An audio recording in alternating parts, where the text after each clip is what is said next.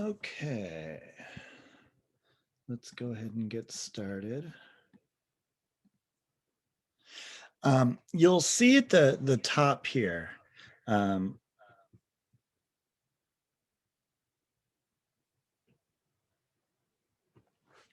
see at the top here that I have all of these sort of definitions, and these are designed sort of just to help us as we work through this story. The first 9, each one of these set into their little sections, are things that apply to all stories, whether you're talking a short, a longer story, a novel, a novella, a novelette, a flash, whatever it is. These sort of apply. And they're not like rules that we have to learn or memorize or anything like this. It's just a way that we can have a common vocabulary, so that when we're talking about a story, we can break it down into its components.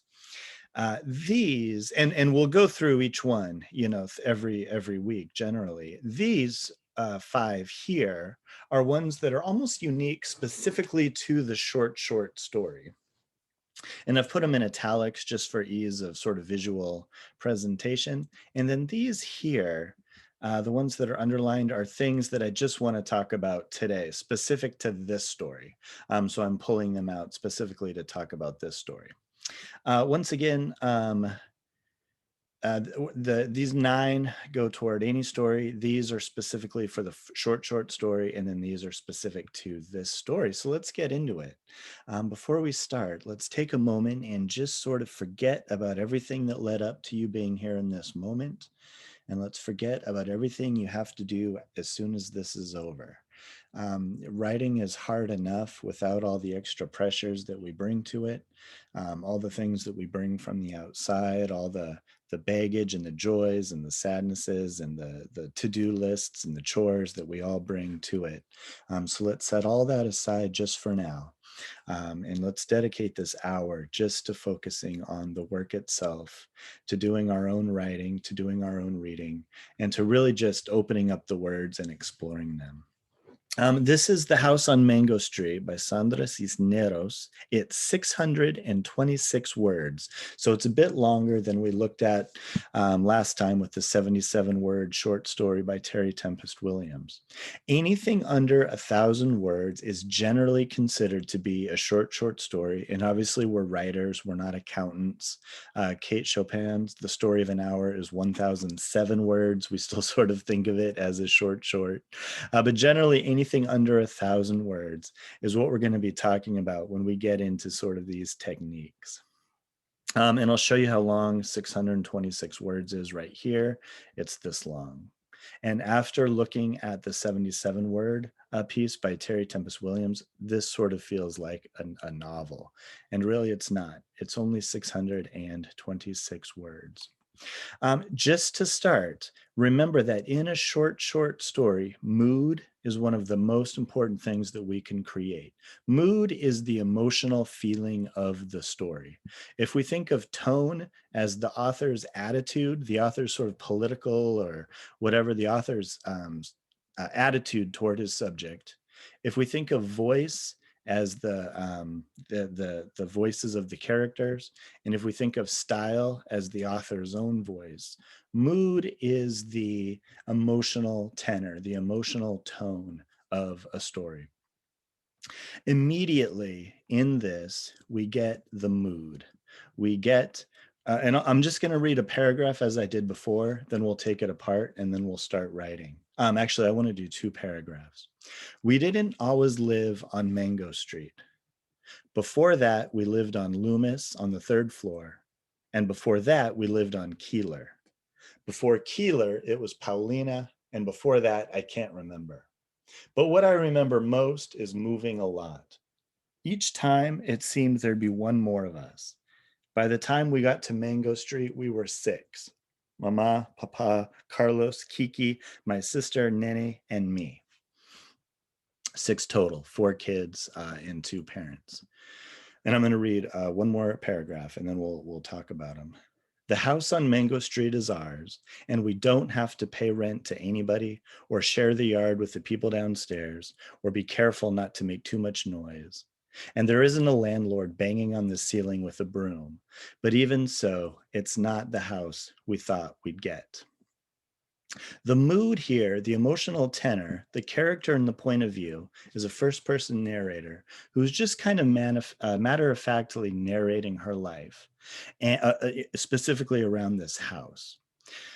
Because a short is so short, the mood needs to be established right away, because the ending is coming up really fast. And one of the things that I love about a short is there's no place to hide. There's no place for throat clearing or any of this. The story begins as soon as the words themselves begin. And the mood of these two paragraphs is, here is a matter of fact, kind of worldly wise, kind of streetwise girl who's seen it all, who's been quite a few places, and who's constantly being a little bit disappointed. And that will play out throughout the entire story. And the mood becomes the plot almost of the story, as you'll see when we get to the end. Something unsettled. Here it's very clear. They're moving a lot. Not only are they moving a lot, but they're moving in very specific ways. We get Loomis, we get Keeler, we get Paulina, and before that, I can't remember. But and each time it seemed there'd be one more of us. The thing that is unsettled is very physical. It's their living situation. That gives us tension, which gives us plot. Plot is anytime there's a want with an obstacle, however that's expressed. And here the kid obviously wants not to be moving. So something unsettled and the mood we have right away. The first and last lines are extremely important in a short story, and that's true for any work of art, right, from the novella to the poem to the longer story, but it's specifically important in a short story. The first and the last lines almost by definition take on a lot of weight along with the title. The title cues us in that we're going to be focused on the living situation, the house. And we're given that again in the very first sentence. We didn't always live on Mango Street. At the end, but I know how these things go, we return to the mood, the sense of constant disappointment, the sense of things aren't really going to pick up for this character.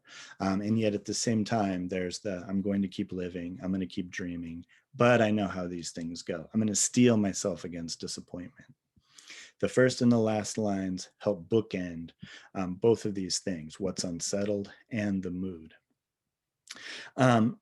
Another thing that's happening in this first paragraph is we're given the sense of the family as outsiders.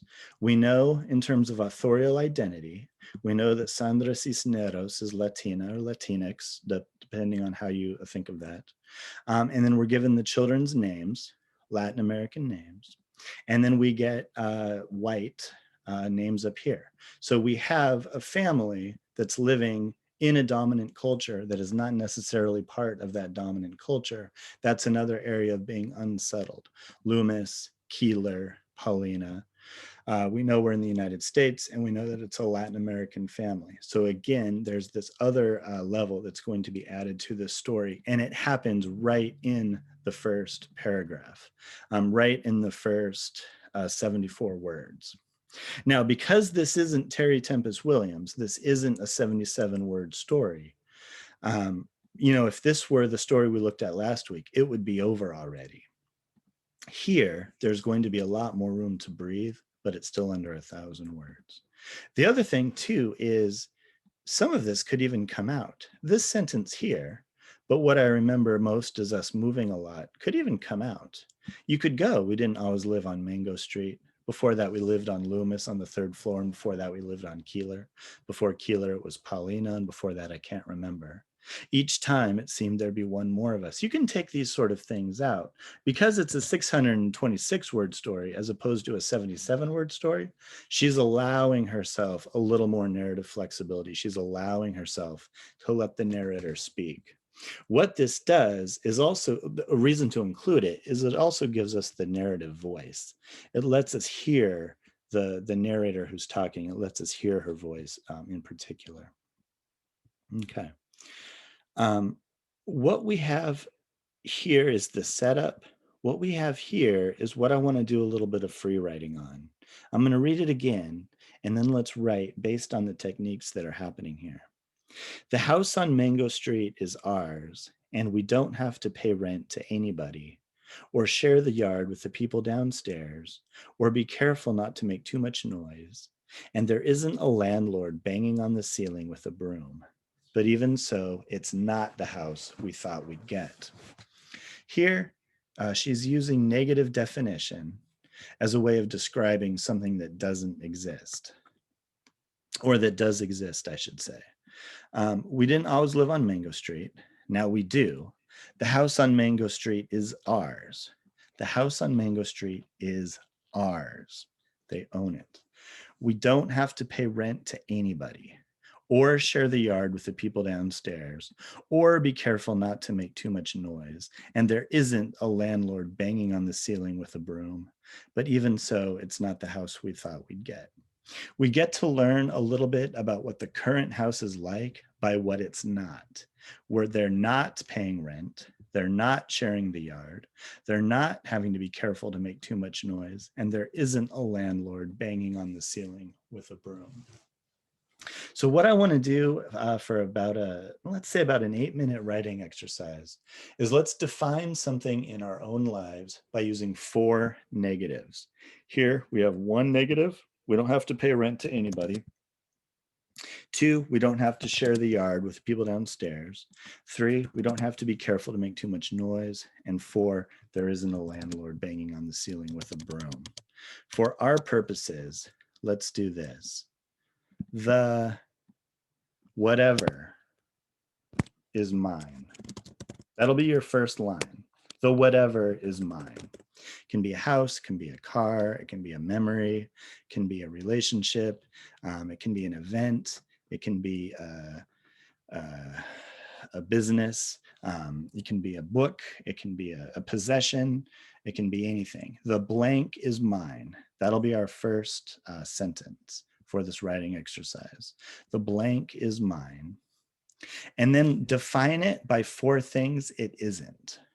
The blank is mine, and it's not this, and it's not this, and it's not this, and it's not this. And by being specific about what it's not, the reader, and you're not going to share this is just for you, this is practice. By being specific about what it's not, the reader can start to understand what it is. Okay, so let's take 8 minutes and just practice this. This is describing something by describing its opposite. The blank is mine, and then 4 things that it's not, or 5 or 6 or 16. And let's start.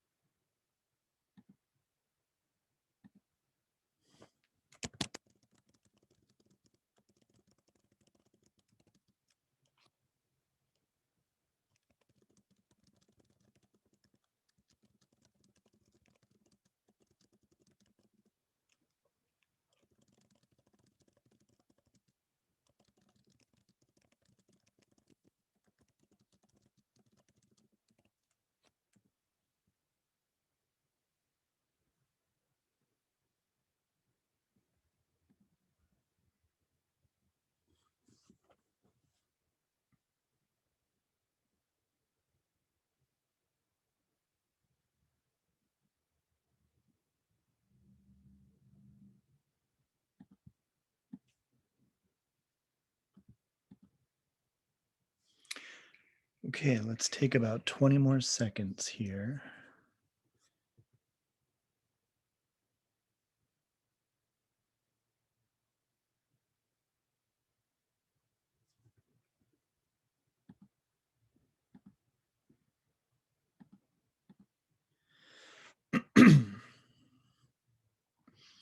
Okay, and let's keep going. And go to the third paragraph here. We had to leave the flat on Loomis quick. The water pipes broke, and the landlord wouldn't fix them because the house was too old. We had to leave fast. We were using the washroom next door and carrying water over in empty milk gallons. That's why Mama and Papa looked for a house. And that's why we moved into the house on Mango Street, far away on the other side of town. I'll read one more paragraph. They always told us that one day we would move into a real house that would be ours for always, so we wouldn't have to move each year. And our house would have running water and pipes that worked. And inside it would have real stairs, not hallway stairs, but stairs inside like the houses on TV. And we'd have a basement and at least 3 washrooms. So when we took a bath, we wouldn't have to tell everybody. Our house would be white with trees around it, a great big yard and grass growing without a fence. This was the house Papa talked about when he held a lottery ticket, and this was the house Mama dreamed up in the stories she told us before we went to bed. I'm actually going to read this paragraph too, because it ties in with the other two. But the house on Mango Street is not the way they told it at all. It's small and red with tight steps in front and windows so small you'd think they were holding their breath. Bricks are crumbling in places, and the front door is so swollen you have to push hard to get in.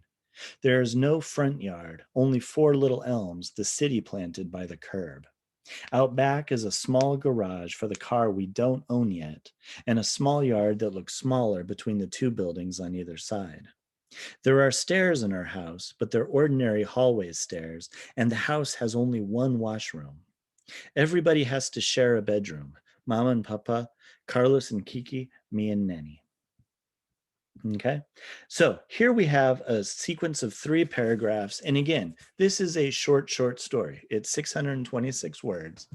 So she's able to really kind of exhale more than we saw with the 77-word story. She can bring more in. But at the same time, because the ending is coming up so fast, every detail is doing a lot of work. As we talked about earlier, these 9 things apply to all stories. These apply specifically to the short story, and then these are ones that apply specifically to this story here. Image, especially images in a short carry proportionally so much weight, like we saw with the avocado last time, and the salsa and the desert heat. They're doing a lot of work. We're seeing the same thing here. The water pipes broke and the landlord wouldn't fix them because the house was too old. This image is doing a lot of things here. First, it's giving them physical discomfort, but it's also showing their socioeconomic status and the power status. The landlord has the power to fix them or not, but the landlord isn't going to because it isn't worth the investment. So they're suffering because of that through no fault of their own, but the power imbalance. We had to leave fast. Here's another image that's going to be doing a lot of work right here. We were using the washroom next door. This doesn't mean in the next room of the house. That means in the next house over, or the next apartment over. They were having to go to someone else and get their help so that they could have running water, essentially. They would go to their neighbor's apartment and bring water back in empty milk gallons. That's why the parents looked for a house. And that's why we moved into the house on Mango Street, far away on the other side of town. All these images are not only showing the physical discomforts that the family is going through, but they're also showing sort of these power imbalances, and they're showing specifically why now? Why did they have to move right now? This is a paragraph that gets us a lot of information, and it leads into this paragraph in which the narrator is going to be sort of roaming in time and space and talking in general about how the family talks to themselves. It's a difference between horizontal movement and vertical movement. Horizontal movement in a story, um, horizontal movement in a story is just what happens. Not even the plot, because the plot can be manipulated in terms of time. The horizontal movement is simply chronological time. This happened, and then this happened, and then this happened, and then this happened. Vertical movement in a story is a theme, character. Anytime you leave the horizontal chronology, leaving the chronology in order to talk about specifically more characters and go into backstory. Flashbacks is also vertical movement. Anytime you leave the horizontal chronological movement of the story and go anywhere else, we call it vertical movement. The vertical movement here is to talk about what the family is like and how the family talks to each other. And notice they use the modal verb would.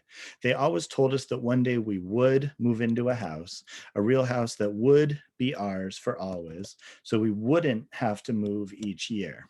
And our house would, I see I missed the W, but I don't want to go back. And our house would have running water and pipes that worked. And inside it would have real stairs, not hallway stairs, but stairs inside like the houses on TV. And we'd, that's the would again, have a basement and at least 3 washrooms. So when and notice how washrooms are important to them, given the water pipe situation here, so that when we took a bath, we wouldn't have to tell everybody. Our house would be white with trees around it, a great big yard, and grass growing without a fence. This was the house, et cetera, et cetera. Would is a condition that does not actually exist yet, and it might never exist. This is a family that is always thinking, when we get to this place, here's what will happen, here's what would happen. And that's how the family talks to themselves. They're dreamers. They're always looking for the next thing. And the daughter is not exactly tired of it because she's glad that they're on the house on Mango Street, but she's also realistic, as we saw at the end. But I know how these things go. For the time being, Mama says. Temporary, says Papa. But I know how these things go. The mood of the story is she's jaded, she's over it, she's done with it. But at the same time, she's narrating it exactly as she sees it. Okay. This leads into the third paragraph of this sort of section. But if this is the dream, this is the reality. But the house on Mango Street is not the way they told it at all. And then we get the specific details. Again, the images carry proportionally much, much more weight in a short. A lot has to happen with specific sensory detail, as opposed to a longer story or a novel where you have the room and the time to kind of be a little more abstract. Here, so much is shown through the details. Small and red with tight steps in front isn't just small and red with tight steps in front. It's the difference between the dream and the reality, between what the family wants and what the family gets.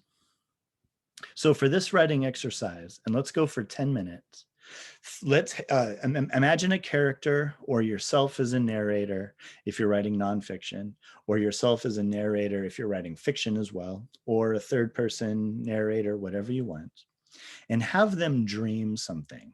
Daydream, not like a night dream, like a daydream. It can be a character you're working on. It can be a character you create right now out of whole cloth. And let's use the first person narrator just because that's what's happening here. And that's what our model is. So let's have it be something like, I dream that whatever it is, and use the word would as much as you can for this paragraph. Okay. And let's just go for 5 minutes on this. Have a character daydream and listen to what they're daydreaming about, and use the word would as much as is appropriate. Okay. And let's go for about 5 minutes.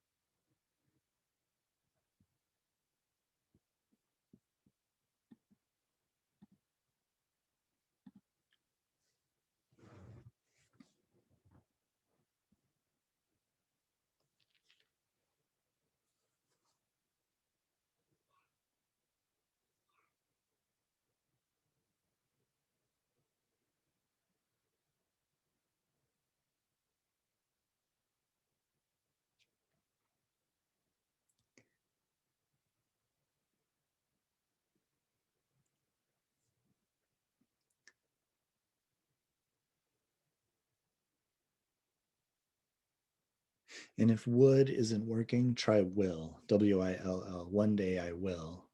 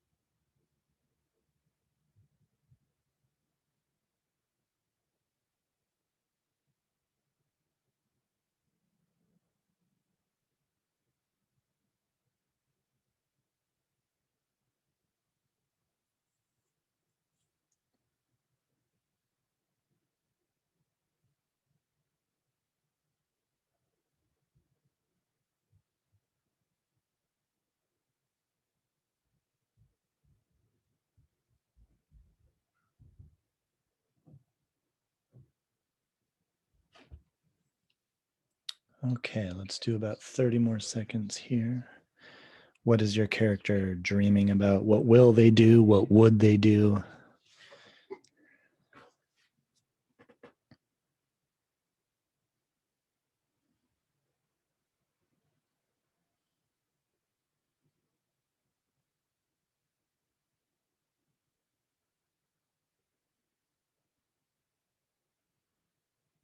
And just extremely nerdily on a grammatical level. You'll use would if you're in the past tense, the way she's in the past tense here. So the reason it's would, because it's told. Now, if it was they always tell us that one day we will move into a house, then you'd use will. But either way, it's the condition of wishing, of wanting, of dreaming, of imagining, of planning, of goals, anything that's not quite tactile yet. And sometimes with our characters, it's really good to ask them or have them tell us, what are they daydreaming about? Not what are we daydreaming about as authors, but what is our character specifically? The famous example is Anne Lamott in one of her novels. Um, was writing this character and just felt like she could not get into the interiority of her character. And she had a dream that her character came to her and said, "You don't know me at all." And she woke up and she decided she was actually just going to start to think about, what does my character think about? And what is my character afraid of? Not what I am afraid of as the author. What's my character afraid of? And sometimes that's the hardest thing for ourselves as fiction writers, is stepping out of our own selves and into the imagined self of someone else. So here, the narrator, for her, security and safety equals having something specific, something in her hand, something tactile. And whatever you've written, your characters, or if you're writing nonfiction, the way I know some of you are, yourselves are having dreams, plans, goals. And that's really important to pay attention to in terms of vertical movement. It adds to the richness and the texture of the story, as opposed to having it all be sort of chronological and headlong rush. We got to get to the next place. Okay, let's do another 5 minutes of writing. Let's take that same paragraph you've just done, or half page, or whatever it is. Put the word but. You've just done, a couple of paragraphs of what the character's dreaming of. Put the word but, and then have the character get super realistic with themselves. Here, it's the house that the character wants versus the house they actually have. For your character, take whatever they're daydreaming about and don't necessarily throw cold water on it, but put the word but, and then have them think maybe the underside of that cloud. What's preventing it? And let's just go for about 3 minutes here. We don't want to get too negative, but let's have the character be really realistic with their dreams. Okay, let's go for about 3 minutes.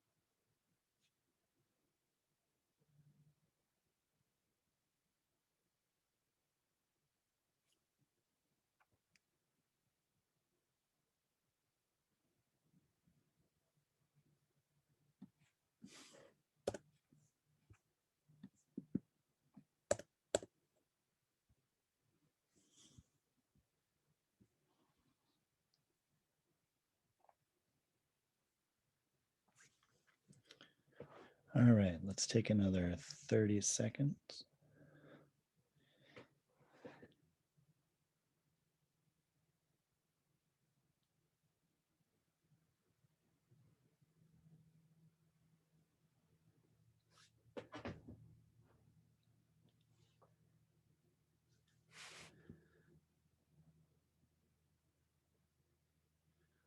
Okay. There are four, five, there are six more paragraphs in the story. I've deleted everything else so that we can refer to these up here. I'm going to read them, and then I want to get specifically into narrative summary and scene, why one is being used versus the other at the end here. So there are kind of basically three sections of the story. We get the introduction to the house and that they're moving around a lot. Then we get those middle three paragraphs that get really specific about what they're leaving behind and what they're running toward. And then we get a scene at the end. Now, everything that has come up till this point has been narrative summary. Some people call it discursive summary. Some people call it indirect summary. It's when you just take the camera back and you describe things from a distance of viewpoint of time. Here, let me put it back up. This is not one scene. This is not one scene, and this is not one scene. This is the narrator referring to multiple events that happened over several different times. For example, the water pipes breaking and they're using the washroom, and the parents are looking for a house and then they move. It's not a specific scene, it's narrative summary. A scene is when the action that takes place on the page takes as long to read it as it takes for it to actually happen. A scene is when the action on the page takes as long to read it as it does in the real time of the story. Summary is when a bunch of different events are just sort of telescoped down and referred to, and we get the big picture. We don't get the specific event. And they're both important. You know, writers use one and then they use the other, and it depends on what you want the reader to do. You use a scene when you want the reader to be right there with you in the moment, in the time that it takes to elapse. So you want the time that it takes for the scene to happen. You want the reader to experience the passage of time exactly as the character experienced it. You use narrative summary when you're trying to telescope a bunch of events into one, because you're talking about the overall theme of what has happened or the mood of what has happened, as opposed to the specifics of what happened. Now, she ends the story on a specific scene. So we haven't really gotten a scene up to this point. If you think back, it's all been summary. It's been, here's my life, here's what we do, here's what we would do, but here's what we actually do. Now we're going to end with a specific scene, which we have not gotten this entire story. And here we go. Once, when we were living on Loomis, a nun from my school so this is not the house on Mango Street. This is earlier. Once, when we were living on Loomis, a nun from my school passed by and saw me playing out front. The laundromat downstairs had been boarded up because it had been robbed 2 days before, and the owner had painted on the wood, "Yes, we're open," so as not to lose business. "Where do you live?" she asked. "There," I said, pointing up to the third floor. "You live there?" "There." I had to look to where she pointed. The third floor, the paint peeling, wooden bars Papa had nailed on the windows so we wouldn't fall out. You live there?" The way she said it made me feel like nothing. There. I lived there. I nodded. I knew then that I had to have a house, a real house, one I could point to. And then we jump. I'm going to break this paragraph here. It's connected in the story, but I'm going to break it here because I want to show something. I knew then I had to have a house, a real house, one I could point to. This is all one specific scene that happened in the past. Now she jumps back to the present moment of the story. But this isn't it. The house on Mango Street isn't it. For the time being, Mama says. "Temporary," says Papa. But I know how these things go. We're given the scene, and suddenly we understand why this house means so much to her. Because it's not just the house, it's what it represents for her sort of sense of self-worth, her pride. Here she has a nun from her school. There, you live there. And she feels that. She feels it all the way inside. The way she said it made me feel like nothing. There, I lived there, and I nodded. And she had to nod because it's where she lives. And think of how much sort of shame is in that nod. Think of how much pride or the desire for pride is in that nod. Think of how much is happening when this first person narrator just says, I nodded. And then we get into, I knew then that I had to have a house. And it's not just a house she's talking about. She's talking about her sense of self-worth. I knew then I had to have blank. And the house is the image, it's the stand-in for the sense of self-worth that she feels like she needs to have. One I could point to, but this isn't it. And notice here that she's doing the same thing her parents do, where a lot of it is the wish, the would, the desire, the daydream. And then we get again the but, just like we had before. The parents would have all these dreams, then but. Now here, her dreams, here, but this isn't it.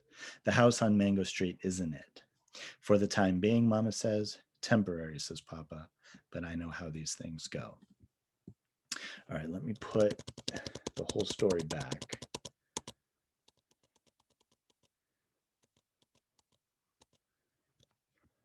So this is 626 words. It's divided into basically 3 sections. The house on Mango Street, where they came from, and then the scene that we see the importance of this house for her. I want to go through this just very briefly. Again, 626 words feels like a lot. It's really not that much. Almost every word here is having to do multiple things. Everything from the sensory detail, which are the specifics of the flats, the apartments they lived in, to their current house. The narrator doesn't say, you know, one was kind of poor and beaten down, one is slightly better. She gives us the specific details, the sensory details of the two, and then we're able to make that comparison ourselves. Like the saying goes, we don't want to tell the reader 4, we want to tell the reader 2 + 2 and let them figure out, you know, 4. Setting, it is not just a sort of a physical setting here, it's also a cultural setting. And it's also a setting that has a lot of sort of unspoken power issues between the landlord, who wouldn't fix the pipes, to the nun, who sort of disdainfully says, there, you live there, right? The setting isn't just necessarily the setting, it's also a setting in which these characters here you know, play out their lives. The character is the young girl. We don't necessarily know her age. We can guess at it, right? We would guess at it anywhere between sort of maybe a precocious 8, you know, through 12, 13. We can guess at it, but it's her point of view. And it's her point of view because the story is hers. But I know how these things go. The plot, the structure, and so the plot is, it's the girl who's trying to find a sense of security, a sense of pride, a sense of self-worth. And the structure, as we've talked about, is divided into 3 parts: the current situation, where they came from, and then one specific scene. And the voice style and tone we talked about, it's the girl's voice. It's kind of jaded. It's kind of expecting to be disappointed. And yet, there is still that sense of hope. There is still that sense of hopefulness here, even though it's constantly undercut sort of by reality. Title, visual presentation, and theme. And the theme is what, you know, people discuss, right, in college courses. Obviously, the theme of Moby Dick is the, you know, the abolition of the American, you know, whatever it is. Let's do one final writing exercise, and let's write a scene. So either taking the character that you've been writing about so far, or a new character, put them into a specific scene in which they feel either pride or they feel a sense of shame in some way. And it can be very internal. Maybe they feel ashamed about something and nobody else even knows. No one knows they're feeling that. Or they feel proud of something and no one knows. No one knows that they feel that. Okay. So let's go for a 7 minutes here. Put your character into a very specific scene in which they feel either proud of something or ashamed of something. And let's go for about 7 minutes.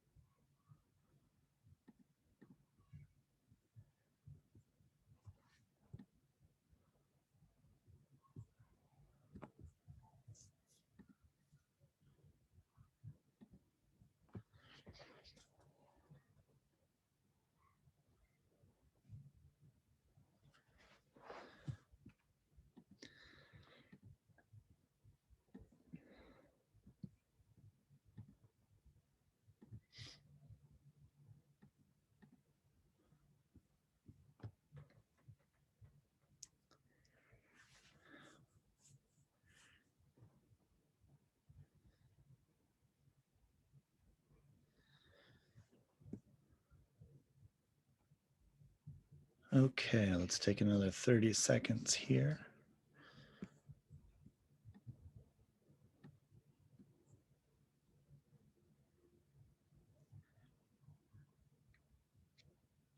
And I mean, I use abstract words like pride and shame and these sorts of things, but as we all know, usually we're feeling all the different things at once. We're feeling pride at the exact same time we're feeling shame, or we're feeling fear at the exact same times we're feeling brave.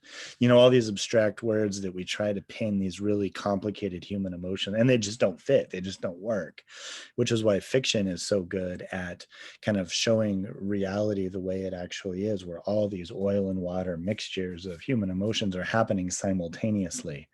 When we're talking to a parent or a child or a friend or a relative or something, we're feeling all this stuff simultaneously. We're feeling different sides of them. We're feeling all of them. They come, they go, they pass through us. So I say pride and shame, but that's a really kind of simplistic way of looking at it. And obviously, your characters took on much more nuanced ways of being and ways of feeling.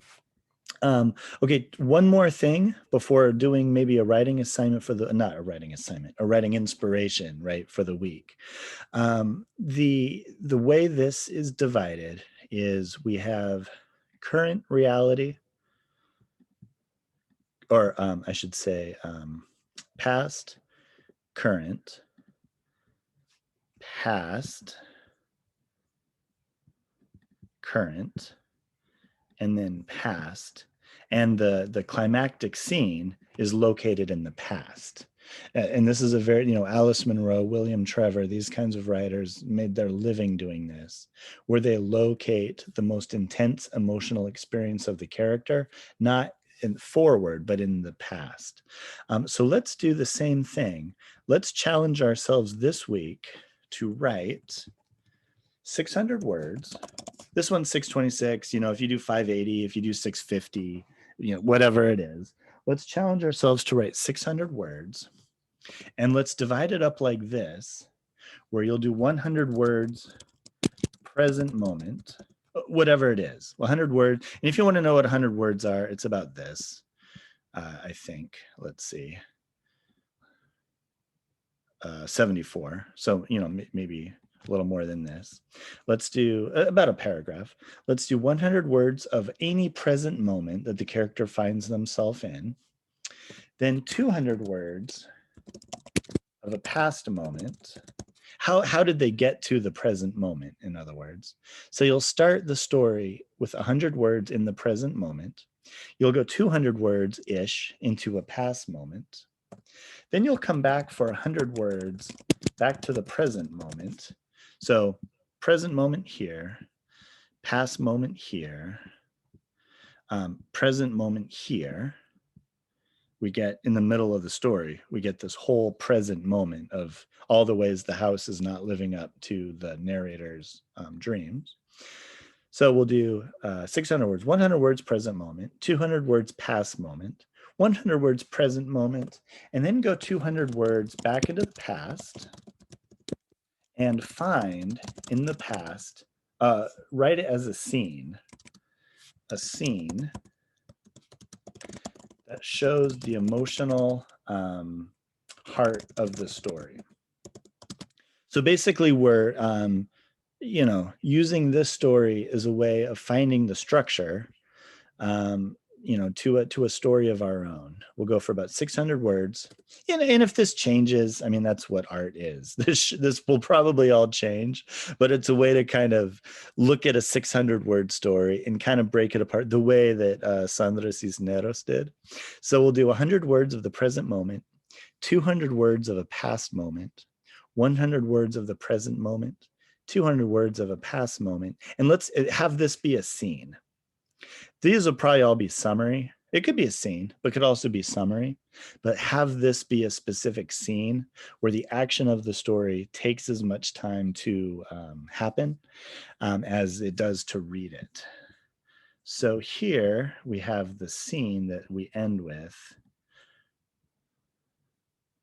And it's about, let's have a look, 161 words. What, and so it could be spread up, or split up over multiple paragraphs like is done here. It could be one paragraph like is done here, whatever you're feeling. And if you're able, I would put it into a first person narration, just to kind of continue the theme of what she's doing here. But if you put it into third person, if you put it into second person, whatever it is, if you do put it into third person here, feel free to have the narrative distance, and we'll talk more about this in the weeks to come, but feel free to have the narrative distance be, a bit distant. But here, put yourself right into the consciousness of the character if you're writing in third person. With first person, it's super easy to write a character's consciousness because you are the character. I think this, I do this, I do this. With third person, there's just so many things you have to decide, fun things you have to decide. How close to the person's consciousness do you want to get? Do you want to stay far away from it and watch them as if from a distance? Or do you want to be right inside their brain cells, feeling what they're feeling on your skin in a tactile way, and then everything in between? So if you're using a third person narration for this, I would put yourself in this scene right into their consciousness, if you can, if you can. And if you're doing first person, obviously you don't need to worry about any of that. That is all for this story. Thank you for being here. My son is screaming in the background because he must know it's 7:58. So thank you very much for being a part of this. The recording will be available. I'm going to edit it slightly, but if you get back to me within a day, I will be happy to shoot you the link, and you can check it out again. And we will see you next week. Thanks so much for being here.